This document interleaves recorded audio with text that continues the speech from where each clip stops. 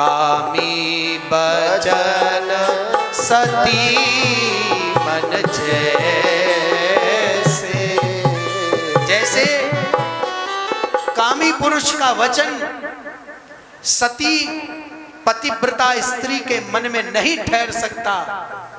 कोई पुरुष कितना भी कामी क्यों ना हो, लेकिन स्त्री यदि पतिव्रता है तो किसी भी कामी पुरुष के वचनों का कोई प्रभाव नहीं हो सकता।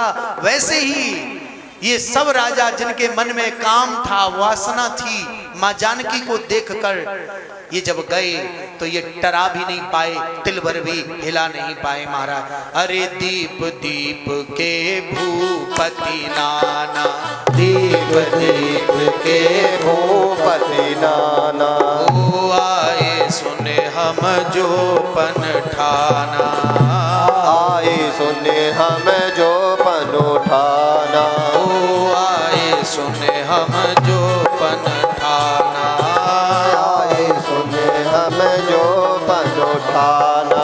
जब जनक जी ने देखा कि कोई राजा ऐसा नहीं है जो शिव धनुष को उठा सके, तो राजा जनक क्रोध में आकर एक बात कहते हैं कि वीर विहीन मही मैं जानी, क्या इस धरती पर कोई वीर नहीं बचा, कोई वीर नहीं है। जैसे ही ये बात सुनी तो महाराज लखन जी को तो ये बात सुनकर क्रोध आ गया। लखन जी जहां बैठे हैं, राम जी जहां बैठे हैं, अब वहां पर कोई कहे कि वीर नहीं है तो लक्ष्मण चुप कैसे रह सकते हैं। तो लक्ष्मण जी ने कहा, कहि जनक जस अनुचित बानी, कहि जनक जस अनुचित बानी, विद्यमान रघुकुल मनि जानी, विद्यमान रघुकुल मन जानी। लक्ष्मण जी कहते हैं भैया राम के चरणों में प्रणाम करके कि भैया आपका यदि सहारा मिल जाए, आशीर्वाद मिल जाए तो फिर, अरे जो तुम्हारी अनुशासन जो तुम्हारे अनुशासन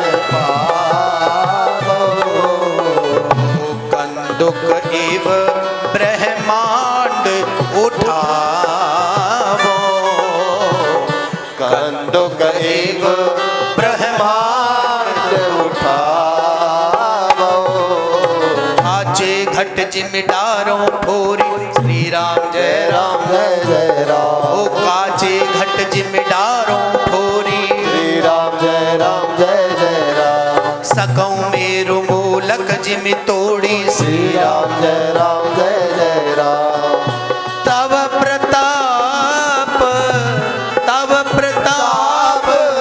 महिमा भगवान, को बापुरो पिनाक पुराना, को बापुरो पिनाक पुराना।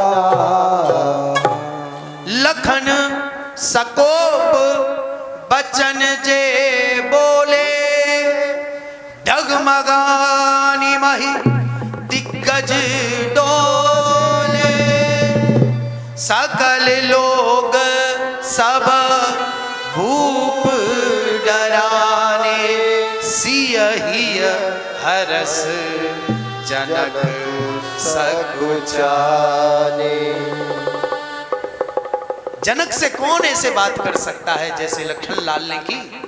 जनक जी महाराज सकुचा गए। अरे बोले कोई तो वीर निकला, परंतु ये जो बोल रहे हैं, ये जो बोल रहे हैं, धनुष तो इनको नहीं तोड़ना। क्यों बोल रहे हैं भाई? तो राम जी ने हाथ पकड़ा, बोले लखन बहुत हो गया भैया, ज्यादा नहीं, तुम बैठो। तो लक्ष्मण जी फिर चुपचाप बैठ गए और विश्वामित्र मुनि जी ने लक्ष्मण श्री राम जी से कहा,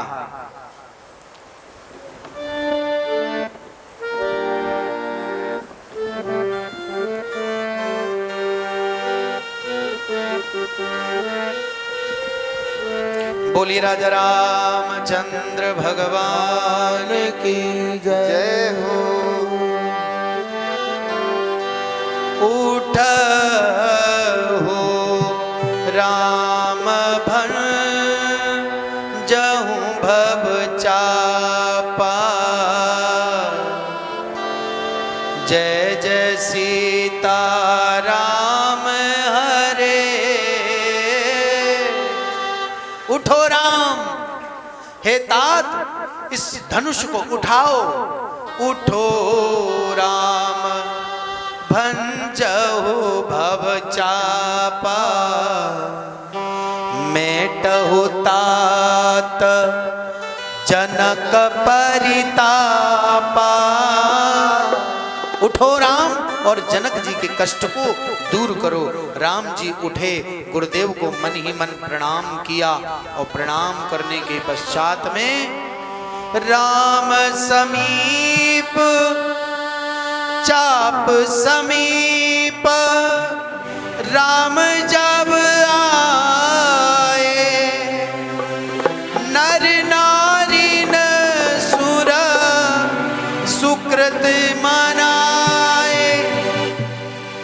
सब नर नारियों ने कहा कि अब बढ़िया हुआ। माताओं ने, स्त्रियों ने तो अपनी झोली फैला दी विधाता के सामने, हे विधाता ये धनुष जरूर उठ जाना चाहिए। लेकिन राम जी ना बड़ा धीरे धीरे काम कर रहे हैं, बहुत धीरे धीरे। तो जानकी मैया तो हाथ में वरमाला लिए बेचारी खड़ी खड़ी थक चुकी हैं। वो सोच रही हैं कि ये देर क्यों कर रहे हैं इतनी, और मनी मन पता है क्या बोल रही हैं? अरे का बरसा जब कृषि सुखाने,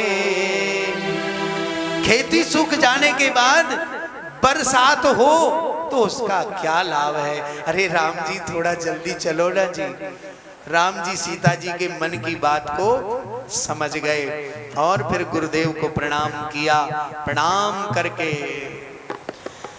ते ही छन राम मध्य धनु तोरा, भरे भुवन धुनि घोर कठोरा। ते ही छन राम मध्य धनु तोरा। एक क्षण में नहीं, एक क्षण का जो आधा समय होता है, एक सेकंड का जो आधा समय होता है, उसमें राम जी ने धनुष को कब उठाया और कब तोड़ा कोई देख ही नहीं पाया महाराज।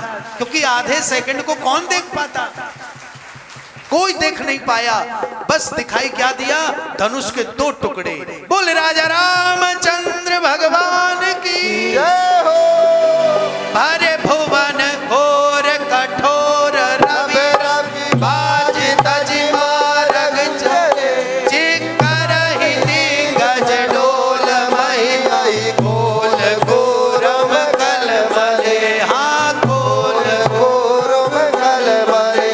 सूर्य सुर मुनि कर कान दीने, सकल विकल विचार, कोदंड खंडे राम तुलसी, जयति भजन उचारहि। हाँ जयति भजन उचारहि, ओ जयति भजन। भजन उचारहि। बोलिए राजा रामचंद्र भगवान की जय हो। दो खंड पड़े हैं और सब पुष्प वृष्टि करने वाले। जानकी मैया भी अत्यंत प्रसन्न हो गई कि चलो इन्होंने तोड़ा तो सही। मुझे तो भरोसा ही नहीं था कि न जाने कितनी परीक्षा ये कर पाएंगे, परंतु एक गड़बड़ हो गई बीच में महाराज। और गड़बड़ क्या हो गई, सब खुश थे, सब प्रसन्न थे, सब फूल बरसा रहे थे। जानकी के मन में भी उमंग थी, आनंद था। राम जी भी मुस्कुरा रहे थे, विश्वामित्र जी भी मुस्कुरा रहे थे। लेकिन तभी अचानक ते ही अवसर सुन शिव धनु भंगा।